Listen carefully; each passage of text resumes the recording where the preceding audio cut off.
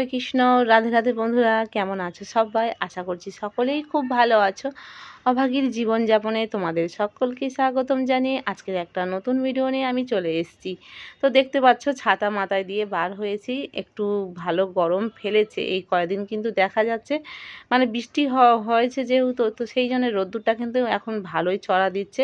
আর ভাদ্র মাসের রোদ্দুর মানে এখন তো রান্না পুজোর সময় সব জামা কাপড় সবাই ঘর দোর পরিষ্কার করবে, কাচাকুচি করবে, তো এই সময় কিন্তু এইরকম রোদ্দুরটা হয়। তো যাই হোক, আমি আমাদের এখানে একটা কাছাকাছি দোকান রয়েছে, সেখানে রেডিমেড পোশাক সব ধরনের মানে ছোট থেকে বড়দের মোটামুটি সব ধরনের পোশাক পাওয়া যায়। এই কাকুটার দোকানে আমরা সব সময় যাই। আমাদের যখন হুট করে কোনো কিছু প্রয়োজন হয়, হয়তো দূরে যেতে পারছি না, তখন আমরা আমাদের এখান থেকেই কিছু কিনে কেটে নিই। তবে খুব বেশি জিনিসপত্র থাকে না ওই দোকানটায়, ছোট দোকান। তো আগের দিনে তো মানে গিয়েছিলাম মানসিক চুকাতে, তোমরা দেখেছো। তো সেই দিদিভাইয়ের মেয়ের আজকের অন্নপ্রাশন হবে, আগের দিনে মানসিক চুকানো ছিল, তাই শরীরটা কিন্তু ভীষণ আমার খারাপ ছিল। মানে অত দূর জার্নি আমাদের খুব একটা অভ্যাস নেই, আর গাড়িতে তো প্রায় 6 ঘন্টা কেটে গেছে। তো বাড়িতে এসে শরীর তো একদম নাজেহাল হয়ে পড়েছিল। তো যাই হোক, ওই জন্য কাছাকাছি দোকান থেকে আমাদের ড্রেসটা কিনে নিয়ে আসলাম। অন্নপ্রাশনে যাব, কি নিয়ে যাব ভেবে পাচ্ছিলাম না। একটু দূরের দোকানে গেলে হয়তো আরও অনেক ড্রেস ভালো ভালো পাওয়া যেত। তো তোমাদেরকে দেখাচ্ছি, দেখো এই ড্রেসটা আমি দেবো 6 মাসের বাচ্চা। তো যাই হোক, মোটামুটি কাকুর দোকানে খুব বেশি জামা ছিল না, যেটা পছন্দ হয়েছে এই ড্রেসটা একটু ভালো লাগছিল, তবে ড্রেসটার আর অন্য কোনো কালেকশান ছিল না, আর একটাই কালার ছিল, তবে মানে ভালো লাগছে। আর আমার ছোটো শ্বশুর আমার কাছে আবার ড্রেস কিনতে দিয়ে গেছে, বলেছে বৌমা তুমি একটা কিছু কিনে দেবে, কারণ ছোটো কাকা ওখানে কাজকর্ম করবে, আর ছোটো কাকার বৌমা ওনার ছোট বাচ্চা কোলে বলে ও বেরোতে পারে না। তো ছোটো কাকার জন্যে আমি এইরকম একটা পোশাক কিনেছি, ড্রেসটা কিনেছি। দেখো মানে ফোনে কিন্তু ততটা ভালো লাগছিল না, কিন্তু ড্রেসগুলো সম্পূর্ণ সুতির, তাই জন্য নিয়েছি, কারণ এই গরমেতে সুতির ড্রেসটাই বেশি বাচ্চাদের ভালো লাগে। আরও অন্যান্য ডিজাইন ছিল স্কার্টের ওপরে, তবে সেগুলো না খুব একটা ভালো সুতির না, আর ভেতরে মানে বাচ্চাদের পরলে কষ্ট হবে, হয়তো দেখতে একটু ভালো, তো সেই জন্য ওই ড্রেসগুলো আমি নিইনি। আমার সুতির পোশাকই বাচ্চাদের বেশি মনে হয় পরলে আরামদায়ক, কারণ ওতে কোনো সুতিতে কোনো অসুবিধা হবে না। আর এমনিতে মানে লাইলনের ড্রেসগুলো দেখতে হয়তো ভালো, কিন্তু ওগুলো পরলে বাচ্চাদের ভীষণ কষ্টও হয়, আর গায়ে কিন্তু অনেক সময় র্যাশ বেরিয়েও যায়। তো সেই জন্য আমি সুতির পোশাকেই নিলাম।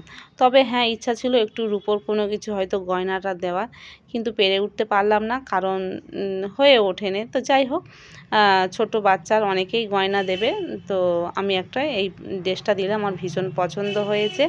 তো আমি এবার রেডি হব। তো তার আগে কিন্তু তোমাদের একটা কথা বলি, আমার কিন্তু মানে সত্যি বলতে আমরা যেখান থেকে ধর্মপথে গিয়েছি, নেমন্তন্ন বাড়িটা আমাদের কিন্তু সেরম একটা যাওয়া হয়ে ওঠেনি।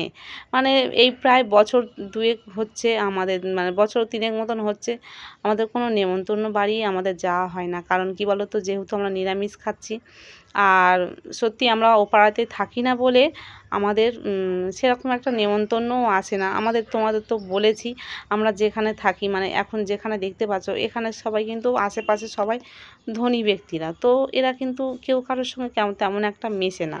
তো সেই জন্য যার বাড়িতে যেমন অনুষ্ঠান হয় তাদেরই আত্মীয় স্বজন নেই, মানে তারাই কাজ করে। তো সেই জন্য আমাদের পাড়া প্রতিবেশীর ওখানে যা কিছু হয়, তো সেখানেই আমাদের যাওয়া হয়। তো দেখো আমি কিন্তু রেডি হয়ে পড়েছি, আর এখানে না গো একটা পাশের দাদা ভাইয়ের সাইকেল এক্ষুনি চুরি হয়ে গেল। তো ভীষণ কিন্তু মনটা খারাপ। আমি যখন জামা কিনতে মানে গিয়ে বার হয়েছি, তো আমাদের গেটের সামনে রেখেছে, সেখান থেকেই চুরি হয়ে গেছে। তো তারপরে আমরা চলে আসলাম, দেখতে পাচ্ছ এখানে সেই মাটাকে দেখতে। তো মা দেখো আমার মাম্মাম কেমন ঘুমিয়ে পড়েছে, দেখো ওর কিন্তু এখনও মুখে ভাত হয়নি।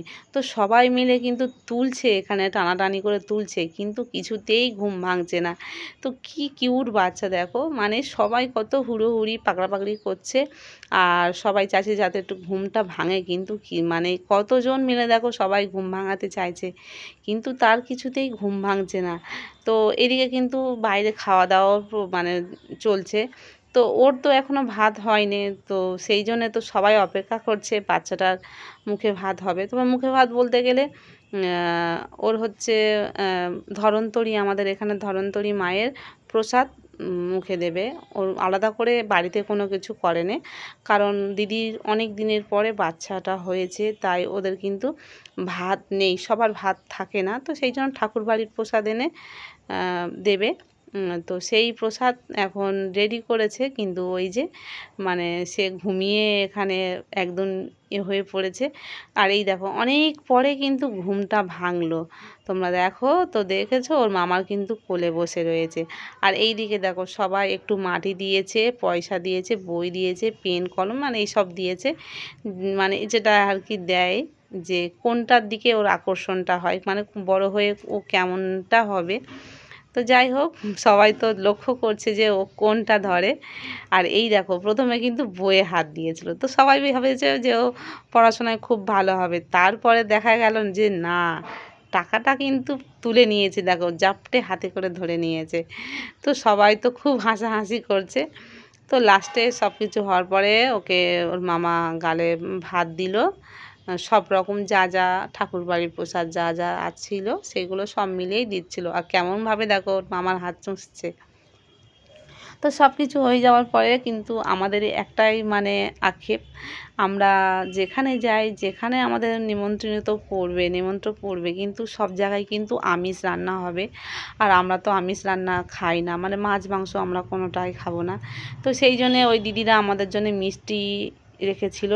তো সেই মিষ্টি মানে দিয়েছে, অনেক করে মিষ্টি দিয়েছে, কিন্তু মিষ্টিও দিয়েছে, দইও দিয়েছে। তবে আমরা ভাদ্র মাসে দই খাই না, দইটা আমাদের নিষেধ। আর আশ্বিন মাসে দুধ, আর শ্রাবণ মাসে তো শাক পটল এইসব তো খেতে নেই, তো সেগুলোও বেছেছি। আর আমি দিদিকে বললাম যে দই খাবো না, শুধু মিষ্টি খাবো। আর সত্যি বলতে দুপুরবেলা খালি পেটে শুধু মিষ্টি মানে একদম খাওয়া যায় না। তো গোপালের বাবা কিছুটা মিষ্টি খেয়েছে, আর আমি দুটো একটা খেয়ে আমার গা কেমন গুলাচ্ছিল। আর আমি আলু ভাতে ভাত করেছিলাম, তো ওর বাবা এসে আবার একটু আলু না, ও চিপস মতন করে পুরো ভেজেছে। তো আলু ভাতেটা আর মাখাতে ভালো লাগছিলো না, তখন 4টে প্রায় বেজে গেছে আসতে। তো ভাত খেয়ে একটু শুয়ে পড়েছি। আর তোমাদেরকে আরেকটা কথা বলা হয়নি, ঠাকুমার কিন্তু ফের আবার বাড়াবাড়ি হয়েছে। মানে আমার বাপের বাড়ি একটু গিয়েছিল রেশন দিচ্ছে বলে, সেখানে গিয়েছিল। তো সেখানে গিয়ে হঠাৎ সেখানে শুয়ে পড়েছিল, সেখান থেকে ফোন আসলো কোন দোকানে শুয়েছিল। তো আমার গোপালের বাবা আবার গেল সেখানে, মানে তোমাদের দাদাভাই সেখান থেকে গিয়ে আবার ভ্যানে করে নিয়ে আসে। তো এখন ঠাকুমা শুয়ে আছে, কষ্টও পাচ্ছে, পায়ে লেগেছে, মানে পা ব্যথা করছে খুব। তো যাই হোক, ঠাকুমার জন্য এখন ভাত রাখা আছে, ঠাকুমা উঠলে, ঘুম থেকে উঠলে খাবে। যন্ত্রণা হচ্ছে, একটু কাঁদছিল। তো ভিডিওটি তোমাদের কেমন লাগলো তোমরা প্লিজ কমেন্ট করে জানিও। আর তোমরা যারা চ্যানেলটিকে এখনও সাবস্ক্রাইব করোনি, তোমরা প্লিজ চ্যানেলটিকে সাবস্ক্রাইব করে তোমরা পাশে থেকো। তো দেখা যাক ঠাকুমা আবার কেমন থাকে, কারণ ঠাকুমা একটু যখন সুস্থ থাকে তখন আমার অনেকটা ভালো লাগে। আর অসুস্থ মতন হয়ে পড়লে আমার কিন্তু অনেকটা সমস্যা দেয়, কারণ আমি যেহেতু একলা, তো কোন দিকে আমি সামলাবো আমি নিজে ভেবে উঠতে পারি না। এই একটু ভালো ছিল, আমি একটু ভালো ছিলাম। তো যাই হোক, টাটা, দেখা হচ্ছে পরের ভিডিও। রাধে রাধে।